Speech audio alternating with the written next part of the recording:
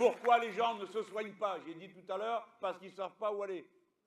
Résultat, ils vont tous au même endroit, les urgences. Bon, c'est pas de la faute de ceux qui sont là, les soignants. C'est que comme il n'y a rien d'autre, tout le monde arrive là.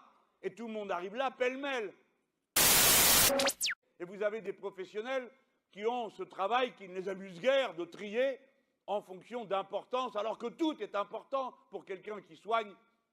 Tout problème est important, toute personne est importante. Et vous entendez les gens, pendant qu'ils sont tous en train de vous expliquer que vous vivez au-dessus de vos moyens, alors que c'est eux qui sont au-dessus de nos moyens.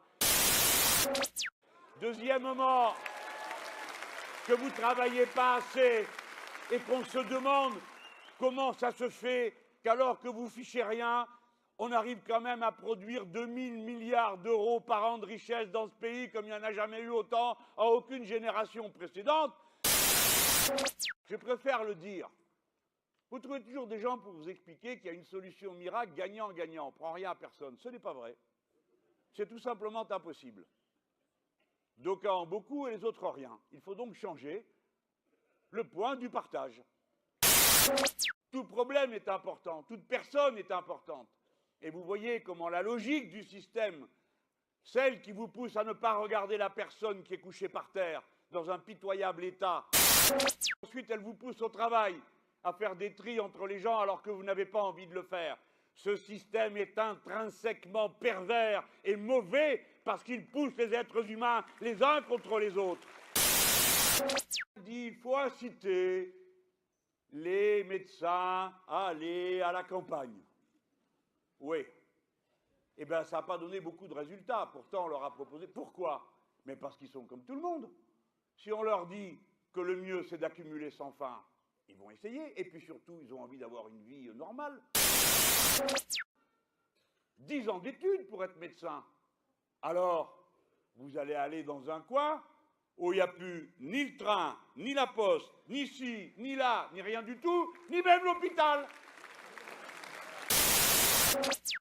Il faut relocaliser tout ce qu'on peut, tant qu'on peut. Je ne dis pas qu'on arrivera d'un seul coup à tout, mais relocaliser, c'est se donner la bonne direction de travail. Même ce qui s'organise, c'est une concentration toujours plus grande, toujours plus dense vers des métropoles et vider le reste de population de façon à ce qu'on ait sous la main les consommateurs dont on a besoin et qui puissent le plus rapidement possible se trouver près des rayons de distribution et d'achat. Voilà leur logique de vie. Voilà pourquoi ils ont tout détruit. Si vous comptez que ça va s'arranger par des incitations, vous vous trompez totalement. C'est absolument impossible, et déjà pour une raison. C'est que la façon de recruter les médecins est devenue folle. C'est que nos mômes, maintenant, ils ne peuvent pas aller directement à la première année de médecine. Ils sont obligés de faire une année de préparation, parce que pour le reste, je ne vous décris pas comment ça se passe et qui c'est qui finit par avoir le dernier mot au concours. En tout cas, un garçon ou une fille qui arrive et qui n'a pas fait l'année de prépa, on dit mériterait de faire plus d'efforts. Mais on ne peut pas, nous. Et combien sont éliminés de cette carrière? Qui d'abord? Les enfants du peuple, ceux qui n'ont pas les moyens de passer autant de temps d'abord libres à étudier du matin au soir sans travailler. Il en est de la médecine comme du reste. Il faut que le peuple et ses enfants y aient leur place. Cela suffit que cela soit capté par une catégorie sociale, si généreuse que puissent être parfois les membres qui la composent. Ce n'est pas le sujet. Nous allons donc supprimer ce numerus clausus absurde et commencer à recruter par dizaines et dizaines des médecins, femmes et hommes.